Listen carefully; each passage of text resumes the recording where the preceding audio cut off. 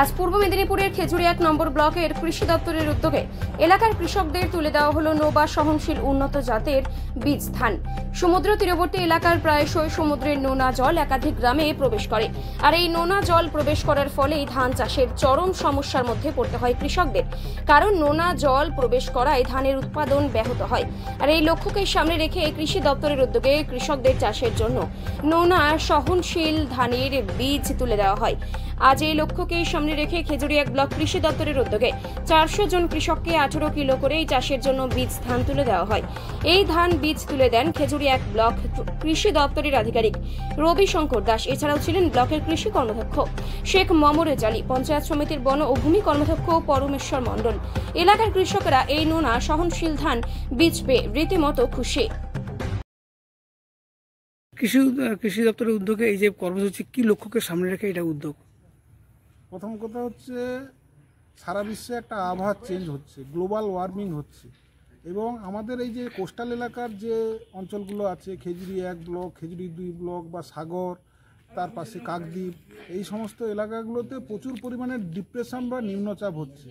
নিম্নচাপ হওয়ার ফলে সমুদ্রের জলস্ফীতি হচ্ছে। সেই জলস্ফীতির কারণে সমুদ্রের নোনা জল কিন্তু চাষযোগ্য এলাকায় ঢুকে পড়ার ফলে মাটি লবণাক্ত হয়ে যাচ্ছে এবং সেখানে নর্মাল ফসল চাষাবাদ করা খুব মুশকিল হয়ে যাচ্ছে। আপনারা সকলে জানেন যে বিগত কয়েক বছরে ইয়াস, আমফান, আইলা বিভিন্ন ঝড় হয়েছে এবং লবণাক্ত জল কিন্তু সমুদ্র থেকে চাষযোগ্য এলাকায় ঢুকছে। তাহলে সেই যে ওয়েদারের এই যে চেঞ্জ, সেইটা থেকে বাঁচতে গেলে, সেইটা থেকে ভালোভাবে চাষ করতে গেলে আমাদের কিন্তু নোনা সহনশীল জাত উপকূলীয় অঞ্চলে চাষ করতে হবে।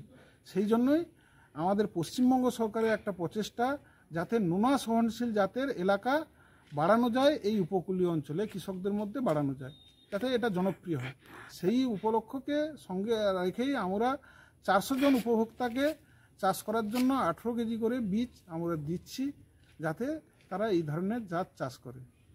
এটা ছাড়াও এই যে জাতটা দেওয়া হচ্ছে, এটা হচ্ছে উচ্চ ফলনশীল দুধেশ্বর, যেটার হচ্ছে একটা বড় উপযোগিতা হচ্ছে কি না, এটার হচ্ছে নোনা সহনশীল তো বটেই, কিন্তু এটা দুধেশ্বরের যে আমাদের লোকাল যে দুধেশ্বর আছে, দুধেশ্বরের মতো কোয়ালিটি ধান পাওয়া যায়। সেই জন্যই আমরা এটাকে উৎসাহিত করছি। আজকের এই কর্মসূচি কি বা কতজন কৃষক উপকৃত হবে বা কতটা উপকারে আসবে কৃষকদের? আমাদের আজকে পশ্চিমবঙ্গ সরকার কৃষি বিভাগের দুধেশ্বর ধান, হাইব্রিড দুধেশ্বর ধান আমরা 400 জন উপভোক্তাকে প্রদান করছি। তাদের আমাদের এইসব অঞ্চলে মোটামুটি লোনা আবহাওয়ার জন্য